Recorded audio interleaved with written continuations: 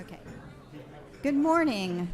I'm Mary Lasky, the chairman of the InfraGard Electromagnetic Pulse Special Interest Group, or EMP. We have a packed agenda today, and I hope that you will find it worthwhile and a valuable time. I have several thank yous to say first to Bill Harris, who is our vice chair, for supporting this event. Thank you, Bill. I want to recognize Chuck Manto, who is our chair emeritus, and Stephen Valant is the other vice chair of the EMP SIG, and unfortunately he's not able to be here today. I want to thank all of the many volunteers. They're probably not in this room to hear it because they're out there working hard, including Mike Pointer, Fred Ferrer, Stephanie Lockmer is here, and Dave Hunt, and Larry Safer, and John Rosica, and I could go on and on.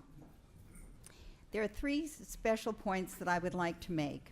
First of all, the proceedings from last year in 2016, you all are to receive a copy of that, and it's one of our way of saying thank you for coming today.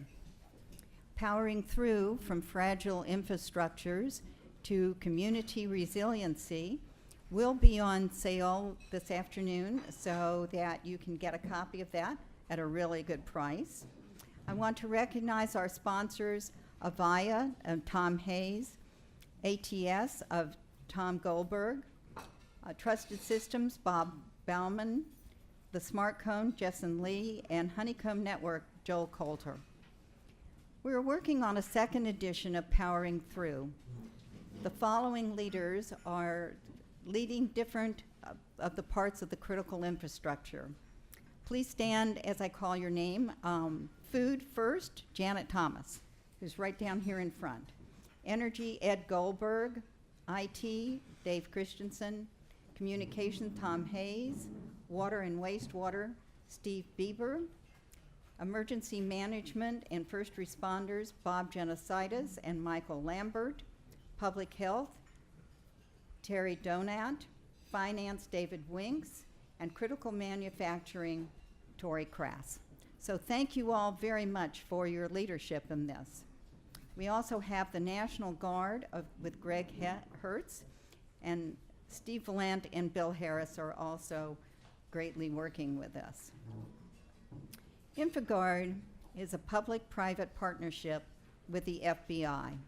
The EMP SIG benefits from this relationship also, and we're privileged to have with us today Unit Chief Don DeLago, who is the infrastructure countermeasures with the Weapons of Mass Destruction Directorate.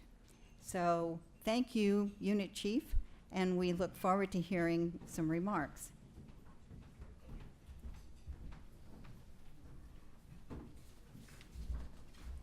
Thank you. Good morning. Can you guys hear me okay? All right, good deal. Thank you for letting me be here. Honestly, the FBI absolutely values and benefits from this interaction. A little bit about myself. I've been in the Bureau for 20 plus years. I've done and been lucky to have participated, and I feel honored to have served this country for 36 years of my adult life. I've been in the Coast Guard before with the FBI. So I've seen and done different things. In the FBI, I'll just really quickly, I've worked criminal cases, counterterrorism cases, mostly been a crisis manager, been a pilot, been on our SWAT team. I've done everything else that I think you could possibly do and have fun in the FBI. So now I'm here, and I've taken all of my experience, and the Bureau trained me as a weapons of mass destruction coordinator. I can talk to you more about that in a second. But as a WMD coordinator, they gave me enough money to get a master's degree and kind of know what I'm talking about. They put me in charge of a unit now, and I've been doing this for just a little under 2 years. And our unit is the Weapons of Mass Destruction Infrastructure Countermeasures Unit. Again, more about that in a second. But I just want to let you know that I have a background of some of the things that I believe InfraGard's interested in. I'm interested in having any discussion with you after this. If there's questions, let me know. I do want to make a couple quick points. So here is what I've coming to taking in all of my experience and the time that I've served not only in the Coast Guard and now in the FBI, is there's always a question about who's showing up when. When we would have an event, it was always who's in charge. It's not like that movie where we show up in suits and we take control of a scene. Not at all.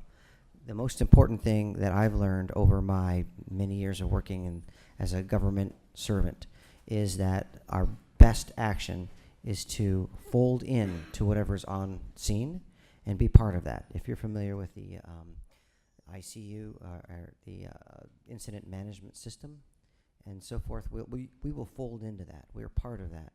We're part of ICS and the Unified Command Structure. If that doesn't mean anything to you, at the very least know that we don't take charge.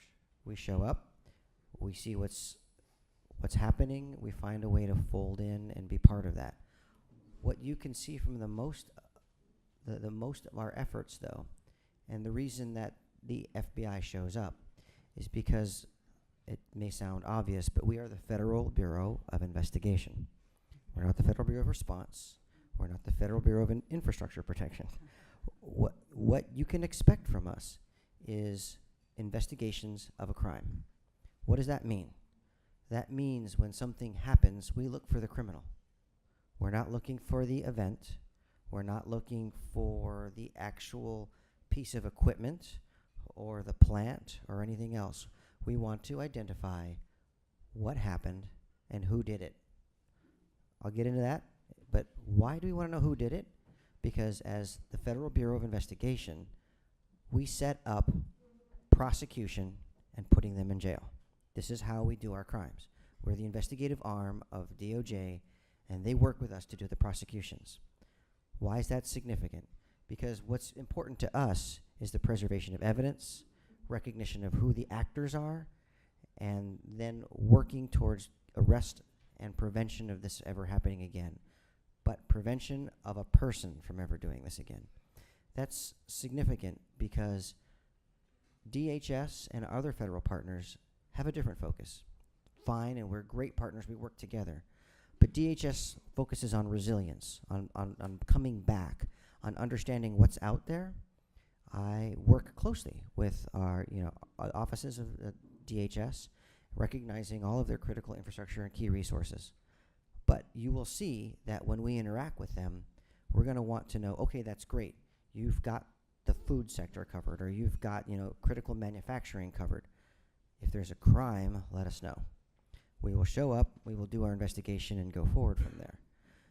What you can see from us when we look at a crime is, or when we look at an event more specifically, is I started to say earlier, what happened? Because what you'll see first from the FBI and throughout my entire career is we're going to see who did it. We're going to try to figure out who did it because this is a little bit of a look inside of the FBI. You'll see that, is the first question that you're going to get from anybody at a higher level in the FBI is, was this a counterterrorism related event or something else? Why is that important?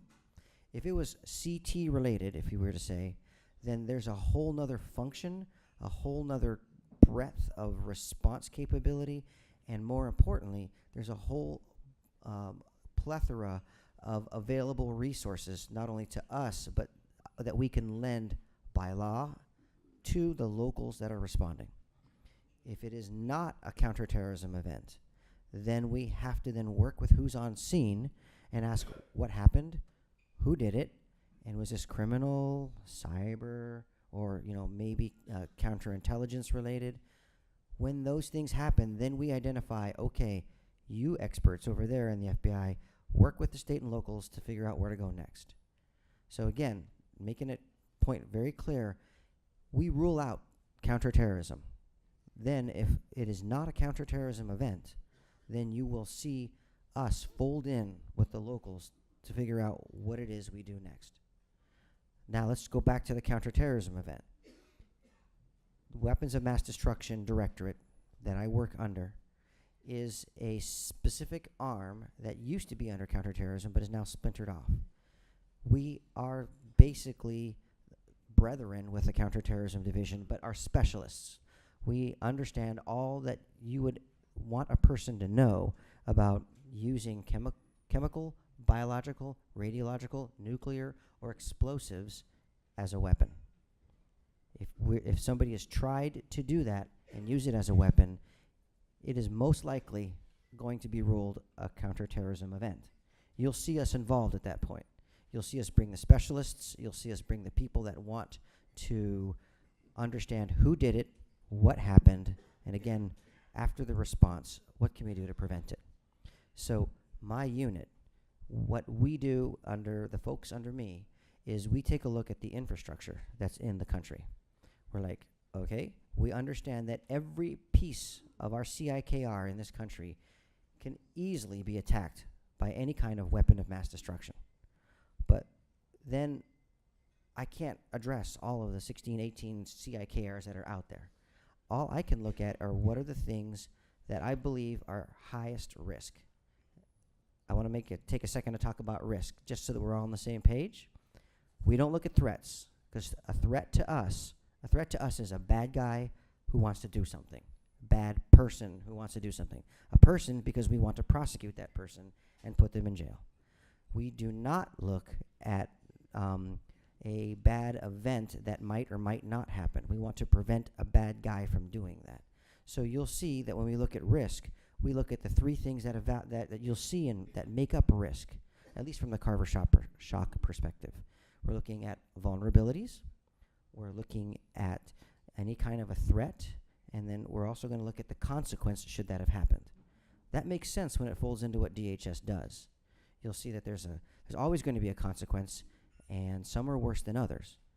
Take out a water system, and the interrelated criticalities of all the different water can take out and hurt so many other pieces of our infrastructure.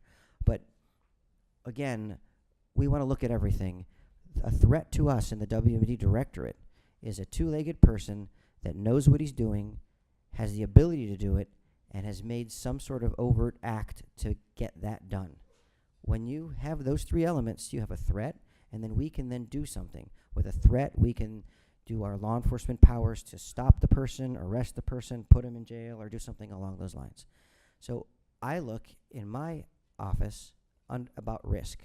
What are those things, those elements of our CIKR that are most at risk?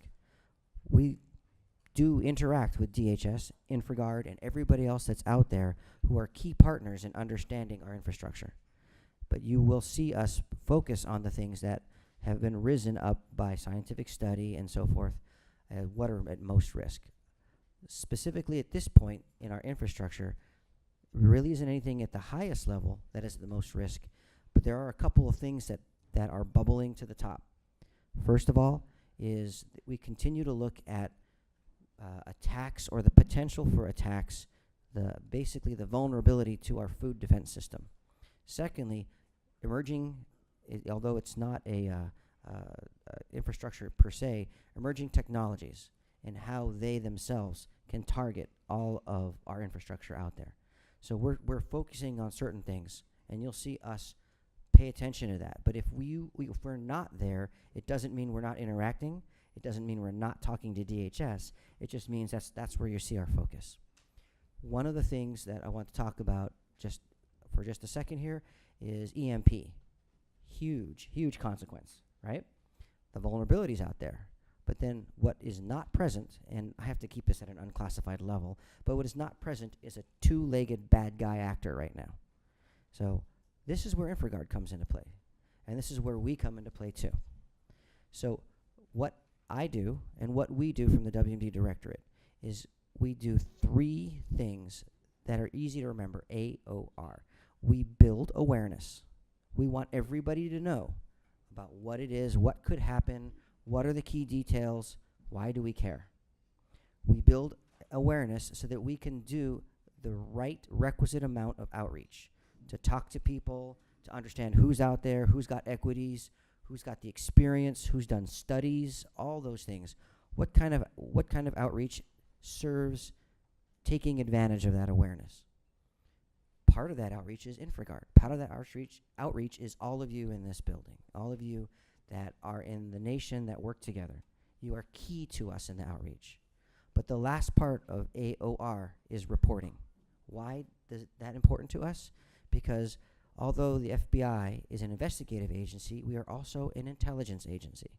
Why is that important? The reporting portion of the awareness and outreach then gives us the ability to pass on information and prevent it, or at least do something to work towards the investigation of whatever has happened. Without reporting, we're not an intelligence agency. Without the intelligence, we can't prevent anything. We can't interact, and we can't work at the highest and the smartest levels with all the other agencies that we have in the federal government. So you will see us focus on reporting, and the best way to operationalize this is to think, tongue-in-cheek DHS. I love it. They borrowed it from the UK. If you see something, say something. Well, what you'll see from the FBI is, if you see something, say something, then we'll do something. We'll do something with that reporting. We'll take that reporting and we'll send it out. We'll make sure that we prevent that from happening, or that we respond to the things that have happened. So in closing, and I just want to be here to answer any questions if you have them, I just want to make sure it's clear. This is where we fit in. This is what we do. We're here for you. We're here with you, and we need your interaction. We're so glad that you guys spend time together. It means something to us, whether we're in the WMD Directorate, the Counterterrorism Division, or anybody else. Reach out to our Office of Private Sector Engagement. They are here for you and here for us. Thank you for having me, and I hope this helped.